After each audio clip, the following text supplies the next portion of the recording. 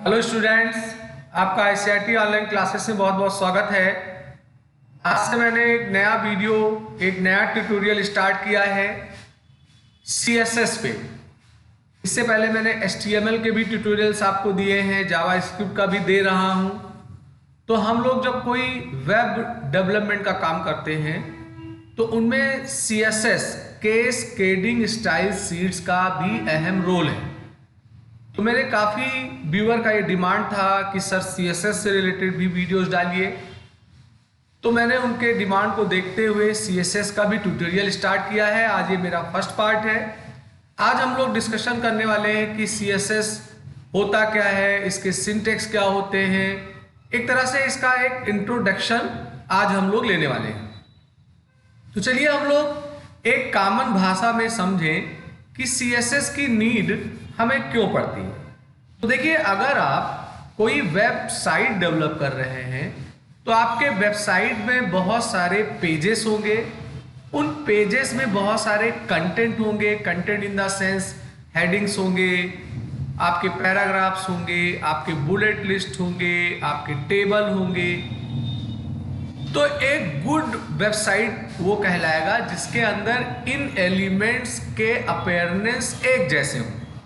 अगर आपने अपने एक पेज में हेडिंग 1 को ब्लू कलर में कर रखा है तो आपके सारे पेज में हेडिंग 1 ब्लू कलर का है। तो उसके लिए हमें हर पेज में उस अपीयरेंस के रिलेटेड कोडिंग लिखने होंगे एचटीएमएल की।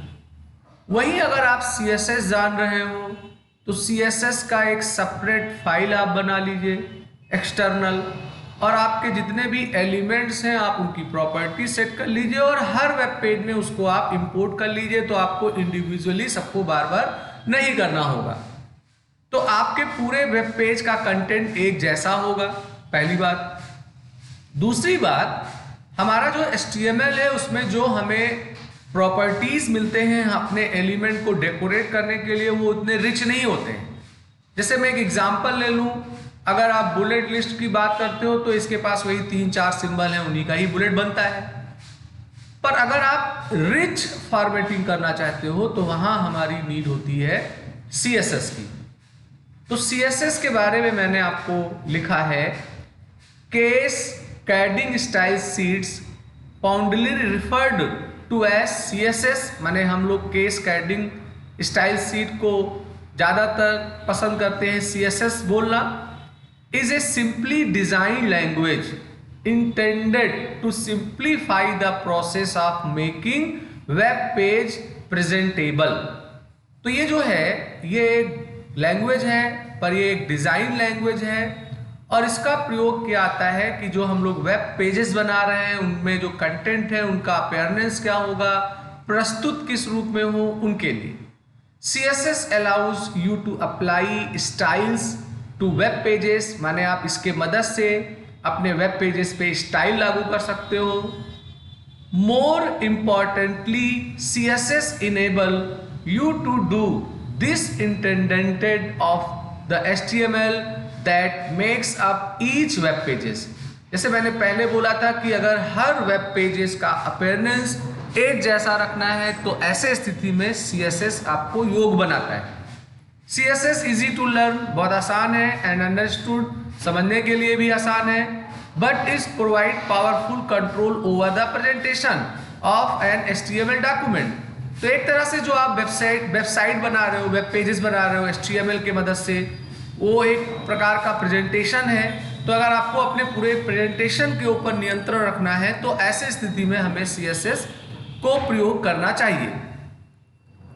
अब बात आता है वाई सीएसएस, माने सीएसएस की आवश्यकता हमें क्यों पड़ती है। CSS saves time. जैसे मैंने पहले बोला कि अगर आपके सेम अपीयरेंस अलग अलग पेजेस के एलिमेंट के हैं तो उन्हें बार बार नहीं लिखना है, आप एक बार लिखिए और उन्हें हर पेज में यूज कर लीजिए। You can write CSS once and reuse same sheet in multiple HTML pages.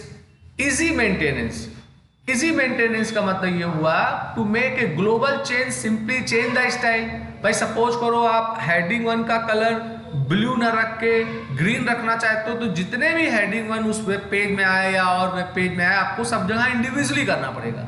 यहाँ आपका एक एक्सटर्नल CSS फाइल बना है, आपने यहाँ बदला, रिफ्लेक्ट सब जगह कर जाएगा।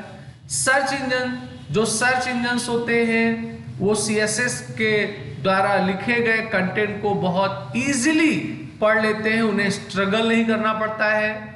Superior styles to HTML, CSS has a much wider array of attributes than HTML, माने HTML के जो एलिमेंट्स हैं उनके जो प्रॉपर्टीज है, एट्रीब्यूट हैं, उनसे कहीं धनी है CSS, so you can give a far better look to your HTML pages comparison to HTML attribute, माने HTML ही केवल आप जानते हो तो आप एक बेटर लुक अपने वेब पेज का नहीं दे सकते हो। अगर आप CSS भी जानते हो तो आप उसका एक अच्छा अपेयरनेस दे सकते हो। ऑफलाइन ब्राउजिंग का मतलब ये होगा कि अगर किसी वेब साइट को हमने सेव कर रखा है अपने लोकल पीसी पे और उसे हम बिना नेट से कनेक्ट ऑफलाइन यूज कर रहे हैं तो CSS के जो कंटेंट होंगे उन पे कोई प्रभाव नहीं पड़ेगा, आपको वो एज इट इज दिखेंगे, जैसे ऑनलाइन थे वैसे वो आपको ऑफलाइन दिखेंगे। तो ये कुछ पॉइंट्स हैं जिनके वजह से हमें CSS की आवश्यकता पड़ती है। CSS का सिंटेक्स, CSS के सिंटेक्स भी होते हैं, तो हमारा जो CSS स्टाइल है इसके जो रूल्स होते हैं, इन रूल को हमारा ब्राउजर इंटरप्रिटेट करता है और फिर जो आपने इसमें बातें लिखी हुई हैं उन्हें वो उस एलिमेंट के ऊपर लागू करता है। हमारा जो स्टाइल रूल होता है इसमें दो बातें होती हैं, सेलेक्टर एंड डिक्लेरेशन। तो सेलेक्टर जो हो गया, ये कोई भी वैलिड जो HTML का टैग है वो हमारा सेलेक्टर हो गया, हेडिंग हो गए, टेबल हो गए, हमारा पैराग्राफ हो गया। तो जिस एलिमेंट का आप प्रॉपर्टी CSS से सेट करना चाहते हो तो एलिमेंट हो गया सेलेक्टर, और उसकी जो प्रॉपर्टीज एट्रीब्यूट आप सेट करोगे वो कहलाएगा डिक्लेरेशन। तो the selector points to the HTML element you want to style, माने HTML एलिमेंट को जिसे आप स्टाइल करना चाहते हो वो सेलेक्टर पॉइंट्स करता है। The declaration block content one और मोर डिक्लेरेशन सेपरेटेड बाई सेमीकोलन, माने इसमें हम एक से अधिक एट्रीब्यूट प्रॉपर्टी को डिक्लेयर कर सकते हैं, इन्हें अलग करने के लिए सेमीकोलन लगाना होगा।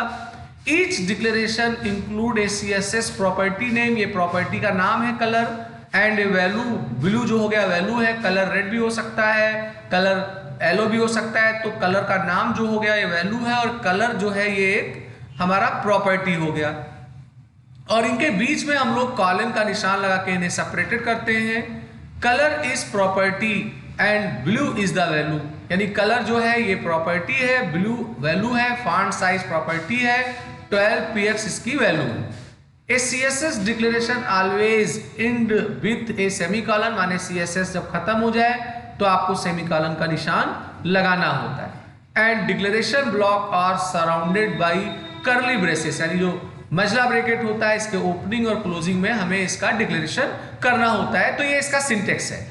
एक एग्जांपल देख लेते हैं, जैसे हमारा पैराग्राफ एक HTML का एलिमेंट है, हम इसका कलर और टेक्स्ट एलाइज प्रॉपर्टी सेट करना चाहते हैं। तो देखिए कर्ली ब्रेसेस के अंदर मैंने P यहाँ सेलेक्टर का नाम लिखा और उसके बाद कलर हो गया CSS का एट्रीब्यूट और ब्लू उसकी वैल्यू हो गई, फिर सेमीकोलन लगाया, फिर ऐसे जो और आगे हैं टेक्स्ट एलाइज ये नाम हो गया, ये हमारा सेंटर वैल्यू हो गया, फिर लास्ट में सेमीकोलन, फिर जब सारा एट्रीब्यूट प्रॉपर्टी हमने सेट कर लिया तो इसका ब्रेसेस क्लोज कर दिया। तो इसका मतलब जहां भी मैं अपने पेज में P टैग माने पैराग्राफ टैग यूज करूंगा तो पैराग्राफ के कंटेंट ब्लू कलर में आएंगे और उनके अलाइनमेंट सेंटर होंगे। हमें हर बार P के साथ इंडिविजुअली इनको नहीं लिखना होगा।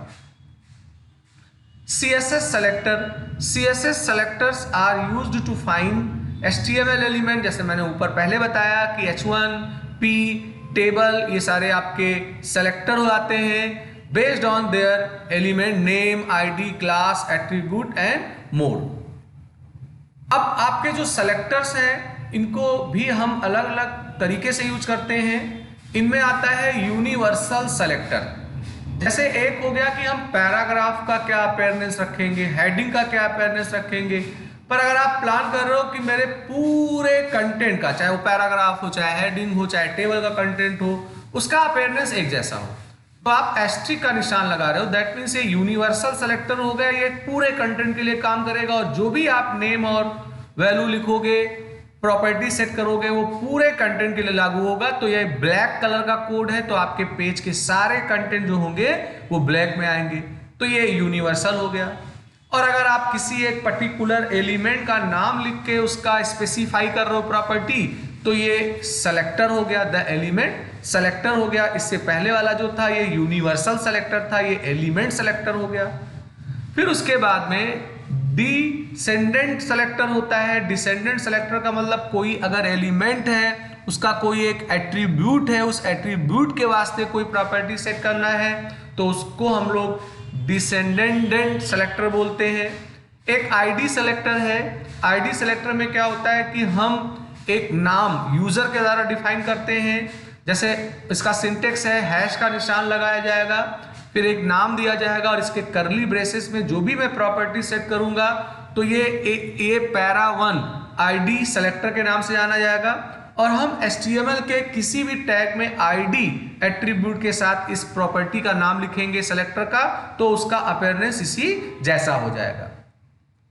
इसी के बाद द क्लास सेलेक्टर आता है।